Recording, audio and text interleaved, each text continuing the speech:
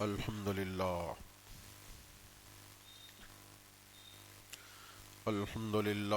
رب العالمین والعاقبۃ للمتقین والصلاة والسلام علی من کان نبیا وآدم بین الماء والطین وعلی آلہ واصحابہ اجمعین اما بعد فاعوذ باللہ من الشیطان الرجیم بسم اللہ الرحمن الرحیم سبحان الذی اسری بعبدہ لیلا من المسجد الحرام الی المسجد الاقصی الذی بارکنا حولہ لنوریہ من آیاتنا انہ هو السمیع البصیر صدق اللہ العظیم وصدق رسولہ النبی الکریم ونحن علی ذلک لمن الشاہدین والشاکرین والحمد للہ رب العالمین ان اللہ وملائکتہ یصلون علی النبی یا ایھا الذین آمنوا صلوا علیہ وسلموا تسلیما اللہم صل علی سیدنا مولانا محمد معدن الجود والکرم منبع العلم والحلم والحکم وآلہ الکرام وابنہ الکریم وامتہ الکریمۃ یا اکرم الاکرمین وبارک وسلم صلاۃ تبقی وتدوم بدوام الملک الحی القیوم۔ ابھی خطبہ کے بعد رب العالمین جل جلالہ کے مقدس کلام قرآن مجید کی سورہ بنی اسرائیل کی پہلی آیت کریمہ آپ حضرات کے سامنے تلاوت کی۔ اس آیت مقدسہ میں اللہ تبارک و تعالی ارشاد فرماتا ہے سبحان الذی اسری بعبدہ لیلا، پاک وہ ذات جو راتوں رات اپنے بندے کو لے گئی، من المسجد الحرام الی المسجد الاقصی، مسجد حرام سے مسجد اقصی تک، الذی بارکنا حولہ، وہ مسجد اقصی جس کے ارد گرد ہم نے برکتیں رکھی ہیں، لنوریہ من آیاتنا، یہ سیر ہم نے اس لیے کروائی تاکہ ہم اس کو اپنی نشانیاں دکھائیں، انہ هو السمیع البصیر، بے شک وہ سننے والا دیکھنے والا ہے۔ یہ آیت کریمہ کا ترجمہ اس کا واسطر ہو گیا۔ اس آیت مقدسہ کی تفسیر میں علماء تفاسیر بیان فرماتے ہیں کہ ہمارے آقا پیغمبر اسلام حضور سرور کائنات صلی اللہ تعالی علیہ وسلم آقا کے اعلان نبوت کو جب 12 سال ہوئے، یعنی سنہ نبوی 12 داخل ہو گیا، تو ایک مرتبہ پیغمبر اسلام حضور سرور کائنات صلی اللہ تعالی علیہ وسلم اپنی چچا زاد بہن حضرت ام ہانی رضی اللہ تعالیٰ عنہ کے مکان پر تشریف لے گئے۔ چونکہ رات کا وقت ہو گیا اس لیے سرکار وہیں آرام فرما ہو گئے۔ جب رات کا کچھ حصہ گزر گیا تو مکان کی چھت پھٹی اور اللہ کے نوری فرشتے حضرت جبرائیل امین فرشتوں کی جماعت کو لے کر سرکار کی بارگاہ میں حاضر ہوئے اور بڑے ادب کے ساتھ عرض کیا کہ یا رسول اللہ، رب آپ کا مشتاق ہے اور آپ کو سفر معراج کے لیے بلا رہا ہے۔ چنانچہ حضور کی بارگاہ میں براق نام کی سواری پیش کی گئی، سرکار اس پر سوار ہوئے اور آن کی آن میں مسجد اقصی تک پہنچ گئے۔ یہاں پر مسجد اقصی میں پیغمبر اسلام حضور سرور کائنات صلی اللہ تعالی علیہ وسلم نے تمام انبیاء کرام کی امامت فرمائی۔ تمام انبیاء کرام نے حضور کے پیچھے حضور کی اقتداء میں آپ کا مقتدی بن کر نماز ادا کی۔ اس کے بعد پیغمبر اسلام حضور سرور کائنات صلی اللہ تعالی علیہ وسلم کا آسمانی سفر شروع ہوا۔ آن کی آن میں پہلی آسمان تک پہنچ گئے سرکار براق پر سوار ہو کر۔ پہلی آسمان پر پہنچے تو حضرت جبرائیل امین نے آسمان کا دروازہ کھلوایا۔ پہلی آسمان پر مقرر جو فرشتہ تھا اس کا نام تھا اسماعیل۔ اس نے پوچھا کون ہے؟ کہا میں جبرائیل ہوں۔ تمہارے ساتھ کون ہے؟ کہا محمد عربی صلی اللہ تعالی علیہ وسلم ہے۔ کہا کیا ان کو بلایا گیا؟ کہ ہاں رب کی طرف سے ان کو بلایا گیا ہے۔ فوراً آسمان کے دروازے کھول دیے گئے۔ فرشتے نے کہا مرحبا بہی نعم المجیء جاء۔ پیغمبر اسلام حضور سرور کائنات صلی اللہ علیہ وسلم کا سواگت کے کتنا بہترین آنے والا مہمان آیا گے۔ فرشتوں نے سواگت کیا، سرکار پہلے آسمان پر داخل ہوئے۔ پہلے آسمان پر ہمارے آقا حضور سرور کائنات صلی اللہ علیہ وسلم کی ملاقات ہوئی حضرت آدم علیہ السلام سے۔ حضرت جبرائیل امین نے عرض کیا یا رسول اللہ، یہ آپ کے والد اور دنیا کے پہلے پیغمبر حضرت آدم علیہ السلام ہیں، آپ ان کو سلام کیجئے۔ سرکار نے سلام کیا۔ حضرت آدم علیہ السلام نے سلام کا جواب دیا اور یوں سرکار کا استقبال کیا کہ مرحبا بے ابن الصالح و نبی الصالح، صالح بیٹے اور صالح نبی کو ہماری طرف سے مرحبا کے، ہماری طرف سے ان کا استقبال ہے۔ اس کے بعد پیغمبر اسلام حضور سرور کائنات صلی اللہ تعالی علیہ وسلم نے دیکھا کہ حضرت آدم علیہ السلام کی دائیں طرف بھی کچھ لوگ بیٹھے ہوئے ہیں اور بائیں طرف بھی کچھ لوگ بیٹھے ہوئے ہیں۔ حضرت آدم علیہ السلام دائیں طرف کے لوگوں کو دیکھتے تو مسکرا پڑتے، بائیں طرف کے لوگوں کو دیکھتے تو آپ رونے لگتے۔ سرکار نے پوچھا جبرائیل کیا بات ہے؟ کہا یا رسول اللہ، حضرت آدم علیہ السلام کی دونوں سائیڈ میں جو لوگ بیٹھے ہوئے ہیں یہ آپ کی اولاد ہے۔ دائیں طرف والے جو لوگ ہیں وہ جنتی ہیں، بہشتی ہیں، اور بائیں طرف کی آپ کی جو اولاد ہے وہ جہنمی ہے۔ آپ اپنی جنتی اولاد کو دیکھتے ہیں تو ہنسنے لگتے ہیں، مسکرانے لگتے ہیں، اور جہنمی اولاد کو دیکھتے ہیں تو آپ رو پڑتے ہیں۔ یہ نظارہ دیکھا سرکار اب آن کی آن میں دوسرے آسمان پر پہنچے۔ دوسرے آسمان پر اللہ کے مقدس نبی حضرت عیسیٰ علیہ السلام، حضرت یحییٰ علیہ السلام سے ملاقات ہوئی۔ تیسرے آسمان پر حضرت یوسف علیہ السلام سے ملاقات ہوئی۔ چوتھی آسمان پر حضرت ادریس علیہ السلام سے ملاقات ہوئی۔ پانچویں آسمان پر حضرت ہارون علیہ السلام سے ملاقات ہوئی۔ چھٹی آسمان پر اللہ کے مقدس کلیم حضرت موسیٰ علیہ السلام سے ملاقات ہوئی۔ ہر آسمان پر جاتے ہر آسمان کا مقرر کردہ جو فرشتہ تھا پوچھتا کون ہے؟ کہا جبرائیل ہوں۔ کون تمہارے ساتھ ہے؟ کہا محمد عربی صلی اللہ علیہ وسلم ہے۔ کہا کیا ان کو بلایا گیا آگے؟ ہاں ان کو بلایا گیا آگے۔ فوراً آسمان کے دروازے کھولے جاتے، وہ مقرر کردہ فرشتہ کہتا مرحبا بہی نعم المجیء جاء، ہماری طرف سے سرکار کو مرحبا کے، ان کا سواگت کے، کتنا بہترین مہمان آنے والا مہمان آیا ہے۔ اس طرح سرکار اور ہر آسمان پر جو نبیوں سے ملاقات ہوتی، نبی حضور کو کہتے مرحبا بأخی الصالح و نبی الصالح، صالح بھائی اور صالح نبی کو ہماری طرف سے مرحبا کے، ہماری طرف سے ان کا استقبال اور سواگت ہے۔ یوں الگ الگ آسمانوں پر انبیاء کرام سے ملاقات کرتے ہوئے سرکار چھٹی آسمان پر جب پہنچے اور چھٹی آسمان سے حضرت موسیٰ علیہ السلام سے ملاقات کر کے سرکار روانہ ہوئے، حضرت موسیٰ علیہ السلام گریہ فرمانے لگے، رونے لگے۔ پوچھا گیا کیا بات ہے؟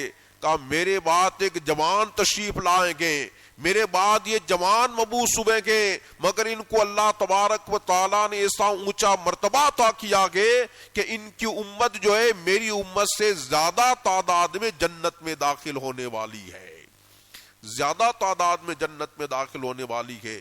پھر آن کی آن میں 7ویں آسمان پر پہنچے۔ وہی دروازہ جب کھلوایا گیا، پوچھا کون ہے؟ کہا جبرائیل ہوں۔ کون تمہارے ساتھ ہے؟ محمد عربی صلی اللہ علیہ وسلم تشریف لائے ہیں۔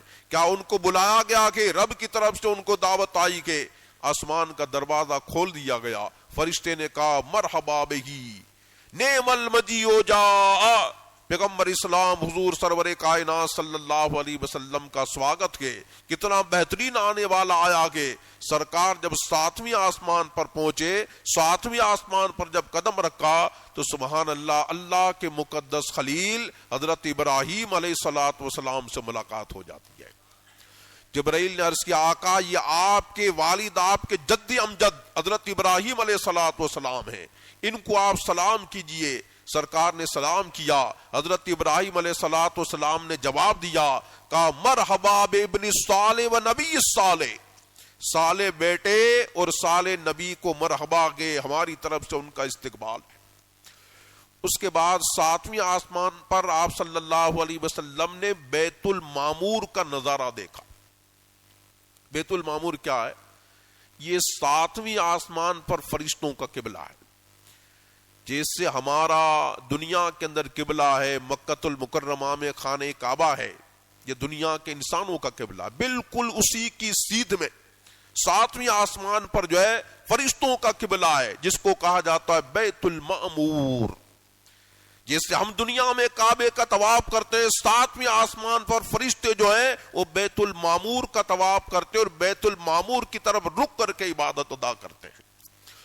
سرکار نے دیکھا کہ روزانہ 70,000 فرشتے وہاں داخل ہوتے ہیں، وہاں عبادت کرتے ہیں، بیت المعمور کا طواف کرتے گئے، اور ایک مرتبہ جس فرشتے کو وہاں آنے کا موقع مل جاتا گئے، دوبارہ اس کو موقع نصیب نہیں ہوتا۔ بس ایک مرتبہ فرشتہ ایک مرتبہ آ گیا، دوبارہ نہیں ہے۔ رب کا کرم ہے ہم پر کہ جب اللہ تبارک و تعالی ہمیں موقع عطا فرماتا کہ ہم کعبے کا عمرہ کر لیتے ہیں، کعبے کا طواف کر لیتے ہیں، کعبے کا حج ادا کر لیتے ہیں، مگر وہاں بیت المعمور جو فرشتوں کا قبلہ ہے بس ایک مرتبہ فرشتے کو موقع ملتا۔ اس کے بعد سرکار جب آگے بڑھے تو سدرۃ المنتہا تک پہنچے۔ سدرۃ المنتہا کیا ہے؟ یہ 7ویں آسمان پر بیری کا، بور کا ایک درخت ہے۔ اب ہمارے یہاں بیری کے درخت کتنے چھوٹے چھوٹے ہوتے ہیں، مگر یہ بیری کا درخت اتنا بڑا ہے کہ 6 آسمان پر اس کی جڑ ہے اور اس کی شاخیں 7ویں آسمان پر ہے، اور اس کے پتے اتنے بڑے بڑے ہیں جیسا کہ ہاتھی کے کان، اور اس کے پھل اتنے بڑے ہوتے ہیں جیسا کہ بڑے بڑے مٹکے ہوتے ہیں۔ یہاں پر آپ صلی اللہ علیہ وسلم نے دیکھا کہ سدرۃ المنتہا پر انوار چھا رہے ہیں، نور چھاتے ہوئے نظر آ رہے ہیں۔ اللہ قرآن مجید میں بیان فرماتا اذ یغشی السدرۃ ما یغشی، سدرا پر چھا رہا تھا جو چھا رہا تھا، یعنی نور چھا رہا تھا۔ یہ نور کائے کا تھا؟ قرآن مجید کی تفاسیر میں کہ پیغمبر اسلام حضور سرور کائنات صلی اللہ علیہ وسلم جب سفر معراج میں تشریف لے گئے تو فرشتوں نے رب کی بارگاہ میں عرض کیا کہ مولا تیرا حبیب آسمانی دنیا پر تشریف لا رہا ہے، ہمیں بھی موقع عطا فرما کہ ہم تیرے حبیب کا دیدار کریں، تیرے حبیب کے رخ زیبا کا دیدار کریں، ان کے جمال نبوت کو دیکھیں۔ تو اللہ تبارک و تعالیٰ نے فرشتوں کو اجازت عطا فرمائی، چنانچہ فرشتوں کی جماعت جو ہے وہ سدرۃ المنتہا کے درخت پر بیٹھ گئی، اور سدرۃ المنتہا کے درخت پر بیٹھ کر سرکار جو تشریف لائے تو سبحان اللہ سرکار کے مقدس چہرے کی وہ لوگ زیارت کرنے لگے۔ تو فرشتے چونکہ اللہ کی نوری مخلوق ہیں، وہ اللہ تبارک و تعالیٰ نے ان کو نور سے پیدا فرمایا گے، تو سدرا پر جب یہ فرشتوں کی جماعت بیٹھی ہوئی تھی تو پورے سدرا کے درخت پر اللہ کی طرف سے نور چھا رہا تھا، انوار چھا رہے تھے، فرشتوں کے انوار تھے۔ اس کو اللہ تبارک و تعالیٰ نے قرآن مجید میں بیان فرمایا اذ یغشی السدرۃ ما یغشی، سدرا پر چھا رہا تھا جو چھا رہا تھا، یعنی سدرا پر فرشتوں کے انوار اور فرشتوں کے نور چھا رہے تھے۔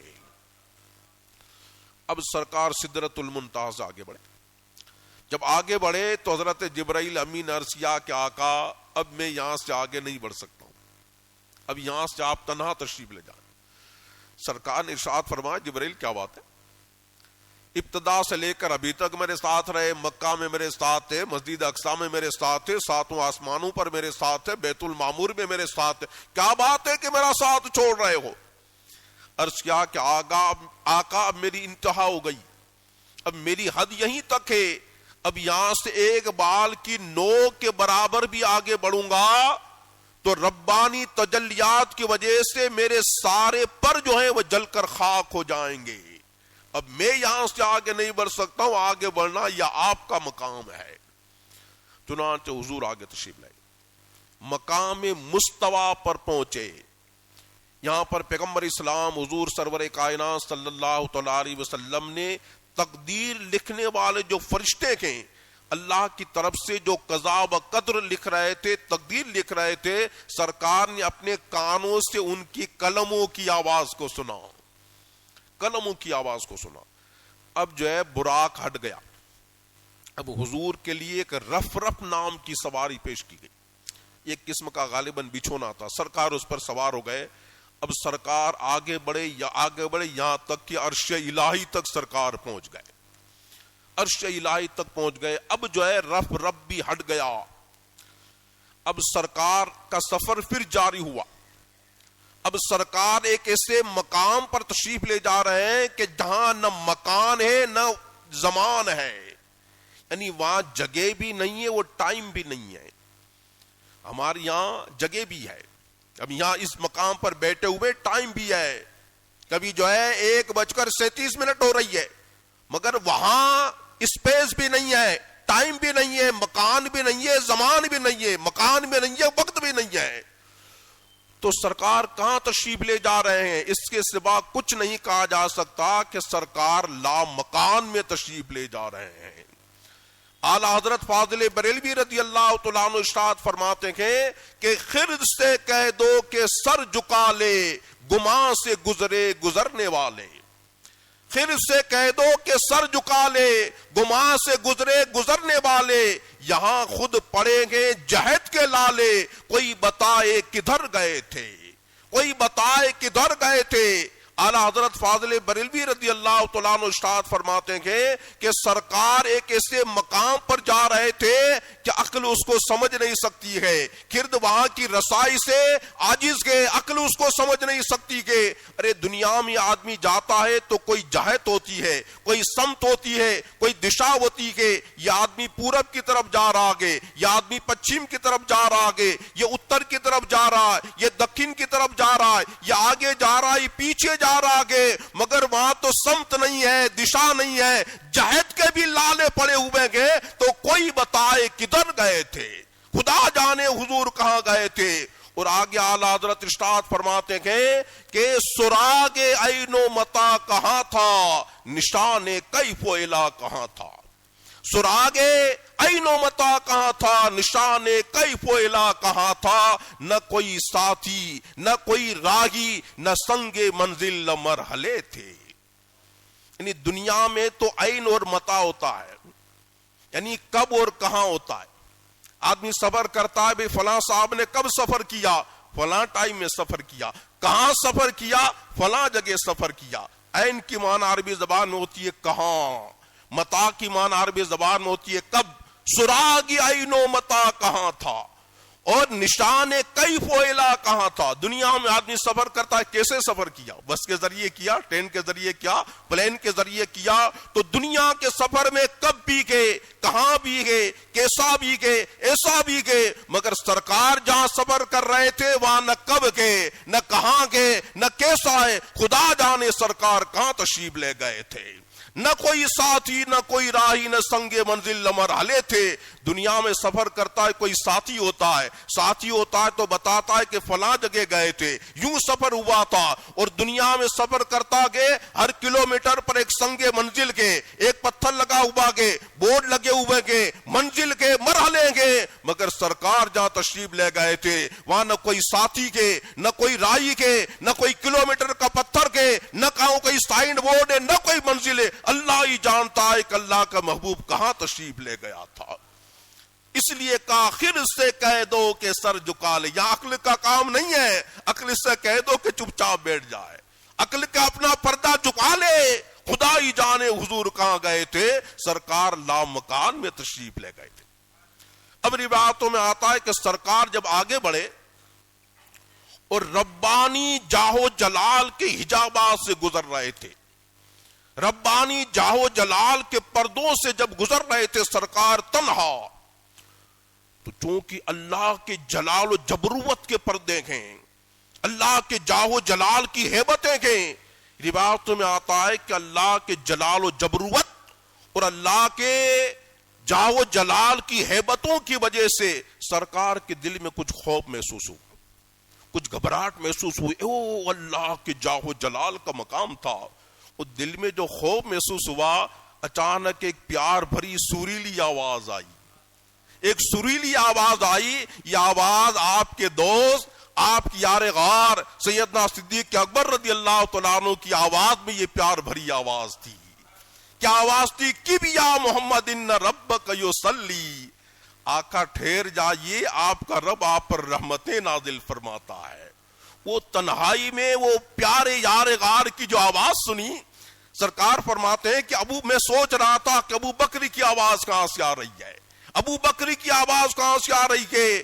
اچانک رب کی طرف سے آواز آئی، ادنو یا احمد، ادنو یا احمد، احمد قریب آ جائیے، احمد قریب آ جائیے۔ سرکار آگے بڑھتے رہے، آگے بڑھتے رہے، آگے بڑھتے رہے، اتنے قریب ہوئے کہ اللہ قرآن میں بیان فرماتا ہے فدنا ثم دنا فتدلى فكان قاب قوسين او ادنى، حضور آگے بڑھے اور زیادہ آگے بڑھے، اور اتنی آگے بڑھے کہ رب کے جلوے کے درمیان اور حضور کے درمیان 2 کمانوں کا فاصلہ رہ گیا، 2 ہاتھوں کا فاصلہ رہ گیا۔ او ادنا، اس سے بھی زیادہ قریب ہوئے، اور اتنے قریب ہوئے کہ آقا نے اپنے ماتھے کی آنکھوں سے رب کا دیدار کر لیا۔ اللہ فرماتا ما زاغ البصر وما طغى، او محبوب نے یوں انداز میں رب کا دیدار کیا، نہ تو آنکھ پھری نہ آنکھ حد سے آگے بڑھی، اور محبوب نے اپنے رب کا دیدار کر لیا۔ او جب رب کی بارگاہ میں حاضر ہوئے، سرکار نے بڑی ادب کے ساتھ عرض کیا تحیات للہ والصلوات والطیبات، مولا میری جتنی قولی عبادتیں تیرے لیے ہے، والصلوات میری جتنی بدنی عبادتیں تیرے لیے، والطیبات مولا میری جتنی مالی عبادتیں تیرے لیے۔ محبوب نے اپنے رب کی بارگاہ میں عبادتوں کے نذرانے پیش کیے، عبادتوں کے نذرانے پیش کیے۔ رب کی طرف سے جواب آیا السلام علیکہ ایھا النبی ورحمۃ اللہ وبرکاتہ، اے نبی آپ پر سلام ہو، اللہ کی رحمتیں ہوں، اللہ کی برکتیں ہوں۔ یعنی اللہ تبارک و تعالیٰ نے حضور کو سلام کے گجرے پیش کیے، اپنی رحمتوں اور برکتوں کے ہار پیش کیے۔ اس طرح اللہ تبارک و تعالیٰ نے اپنے محبوب کا استقبال کیا۔ السلام علیکم ایھا النبی و رحمۃ اللہ وبرکاتہ، نبی آپ پر سلام ہو، اللہ کی رحمتیں ہوں، اللہ کی برکتیں ہوں۔ سرکار نے وصال کے مقام میں دیکھا کہ اللہ کا خاص سلام مجھ پر نازل ہو رہا ہے۔ سبحان اللہ، اس وصال کے مقام میں بھی ہمارے آقا نے اپنی گنہگار امت کو فراموش نہیں کیا، اس وصال کے مقام میں بھی گنہگار امت کو نہیں بھولے، اور کہا السلام علینا وعلی عباد اللہ الصالحین، مولا یہ تیرا خاص سلام جو مجھ پر آ رہا ہے، مجھ اکیلے پر نہ ہو، ہم سب پر ہو، یعنی مجھ پر بھی ہو اور میری ساری امت پر بھی ہو، اور تیرے نیکوکار بندوں پر بھی ہو۔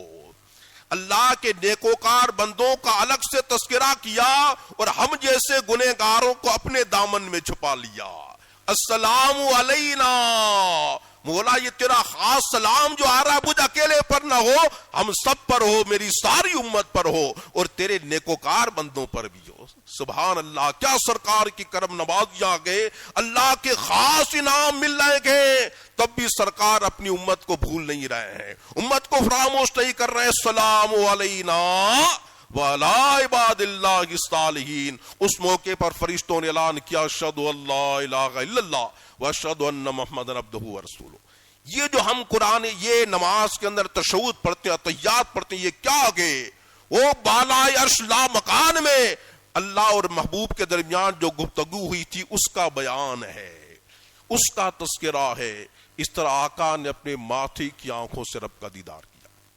بس آخری بات کہ اللہ تبارک و تعالیٰ کا ماتھے کی آنکھوں سے دیدار کرنا صرف ہمارے آقا کا خاصہ ہے.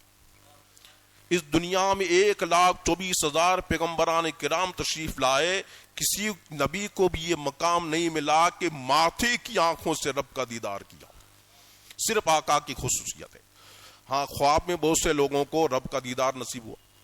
ہمارے امام اعظم ابو حنیفہ رحمۃ اللہ تعالی علیہ, آپ نے 100 مرتبہ خواب میں رب کا دیدار کیا, اور قیامت کے دن حضور کے صدقے میں سارے جنتیوں کو رب کا دیدار نصیب ہوگا.